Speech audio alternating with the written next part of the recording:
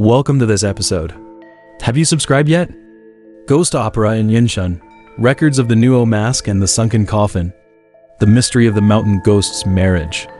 Chapter 4, Memories of the Substitute Bride and the Mask. As soon as Su Wangyan's fingertips touched the broken edge of the half-Nuo opera mask, the ligneous pattern on his palm suddenly buzzed. The engravings on the inner side of the mask became visible in the moonlight, and those blurry strokes seemed to come alive and drill into his pupils. Fragments of memories from the autumn equinox in 1937 exploded in his mind along with the bloody smell of the human tooth. The incense ashes in the mountain god temple billowed in the wind. He saw his young mother, Su Xunyang, kneeling under the mountain god pagoda tree. The silver bracelet pinned to her temple was the very one he was holding in his palm at the moment. There was a slit at the collar of Xunyang's wedding dress, revealing an unhealed scar on the back of her neck.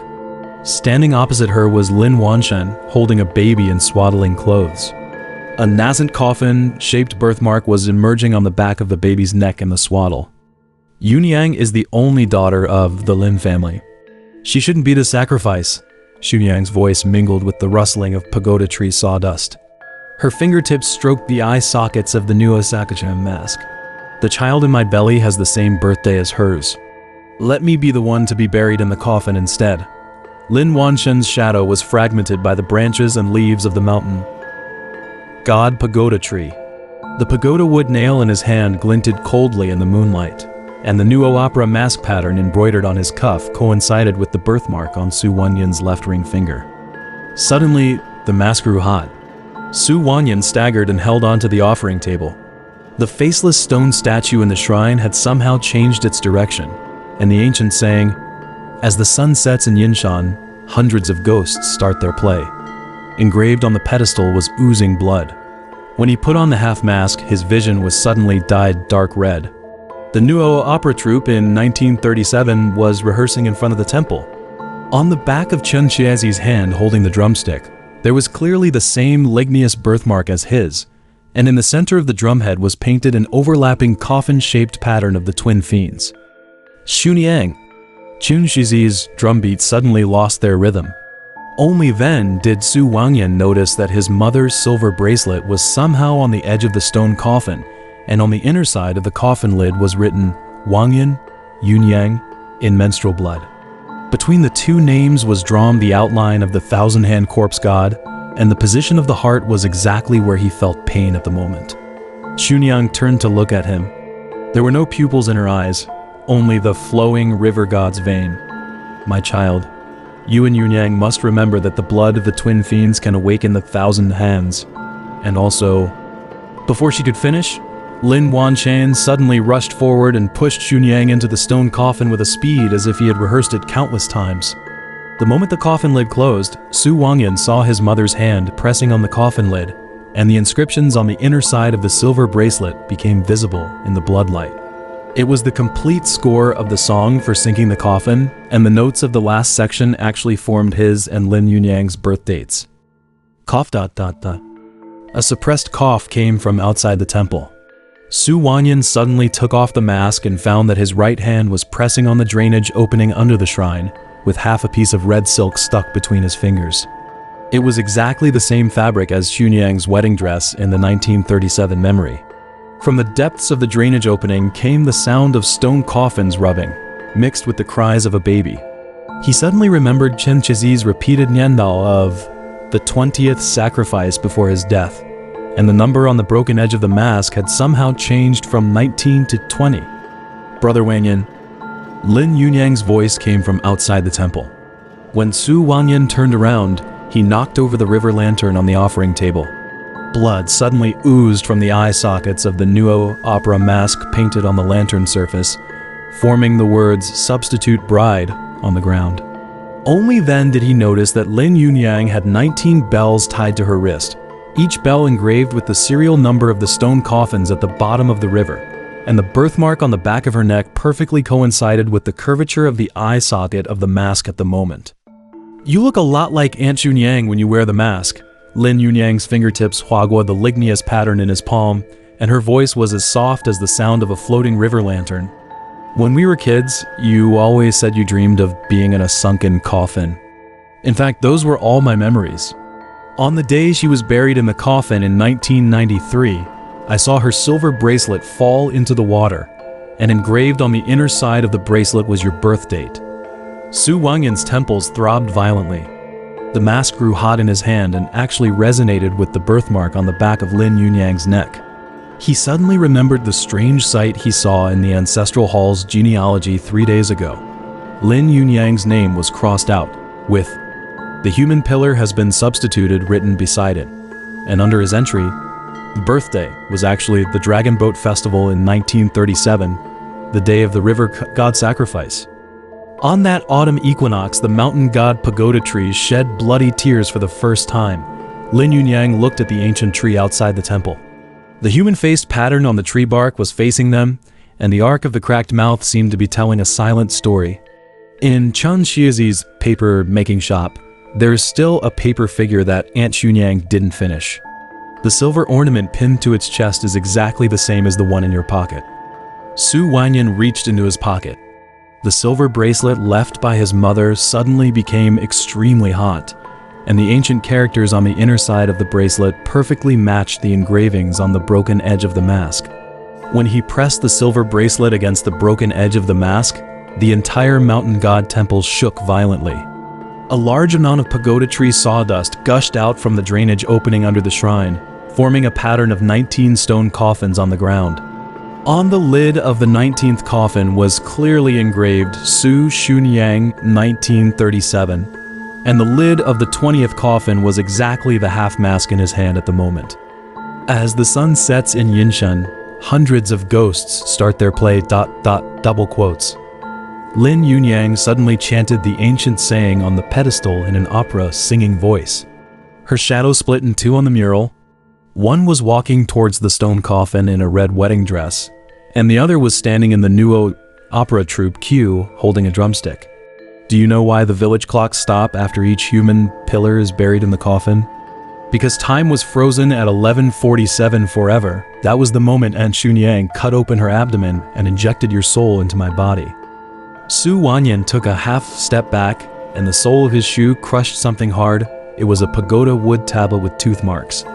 On the back was written, "Twin fiends, same soul, different bodies," in cinnabar. Memories were suddenly torn apart. He saw his childhood self fall under the pagoda tree, and at the same time, blood oozed from Lin Yunyang's knee. When he fainted in the library during college, he woke up to find that half an inch of Lin Yunyang's left ring finger had become ligneous. These overlooked details were now connected into a bloody chain in the resonance of the mask. Back then, when Lin Wanshan tampered with the river god Stele and replaced Yunyang's name with your mother's, Qiuziazi used a soul-guiding paper figure to steal out half a mask. Qiuziazi's voice suddenly came from the temple beam. Su Wangyan looked up and saw a paper figure crawling towards the mask along the beam. The silver ornament on the paper figure's chest was the one his mother wore on the day of her coffin sinking. That half mask is the scabbard of Nua's broken knife, and the one in your hand ... The paper figure suddenly fell and burned the moment it touched the ground. In the ashes, a group photo of the 1937 Nuo opera troupe appeared. Su Wangyan's gaze fixed on the corner. Chen Xiazi, wearing an eye patch, was holding a swaddle. The Nuo opera mask embroidered on the swaddle was missing a tooth at the eye socket, exactly the same position as the human tooth on the mask in his hand. And the baby in the swaddle had a pagoda wood-colored glow on its left ring finger. Wangyan. Lin Yunyang suddenly grabbed his wrist and pointed in the direction of the mountain god pagoda tree. The human face pattern on the tree trunk was weeping. The red tree sap trickled down the bark grooves and dripped onto the incense table, dyeing the offerings for the mountain ghost's marriage red. The offerings were 3 plates of pastries, each plate arranged in the shape of a coffin. The sugar frost on the surface had been melted by the tree sap, revealing the incantation engraved underneath. Exchange the mother for the daughter. Nourish the fiends with the soul. The truth of the substitute marriage in 1937. Suddenly, the mask emitted a harsh, buzzing sound. Countless images flashed before Su Wangyan's eyes. Xunyang engraved, "Protect Wangyan," with her fingernails inside the stone coffin. Chen Xiazi made a soul-guiding paper figure with her hair in the paper-making shop. And when Yinshan crossed out Lin Yunyang's name in the ancestral hall's genealogy, the ink dripping from the pen tip actually formed the shape of 1,000 hands. And in the deepest part of all the images, the 20th stone coffin at the bottom of the river was slowly opening. On the red silk spread inside the coffin was embroidered an overlapping silhouette of him and Lin Yunyang. "It's time to go back," Lin Yunyang's voice suddenly became strange. Her pupils reflected the face of the mountain god pagoda tree, and the arc of her hooked lips was exactly the same as the bark pattern. "Chen Qiezi's paper figures can't hold on much longer. Look." She pointed at the temple door. 19 eyeless paper figures were crawling in through the crack of the door.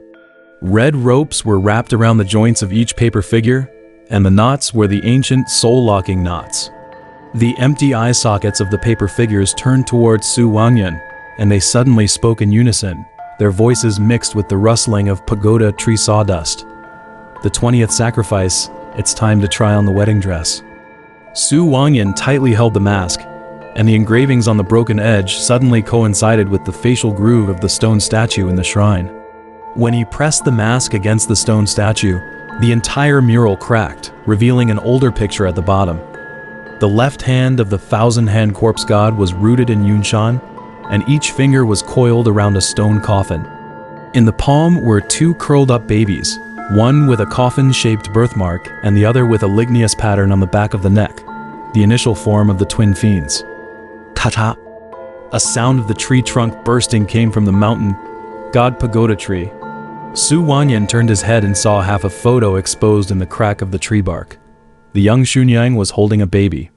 The left ring finger of the baby had a pagoda wood color, and Xuyang's eyes were 2 bottomless black holes, staring at him through the photo. On the back of the photo was written in menstrual blood, "Wanyan, Yunyang's birthmark is fake.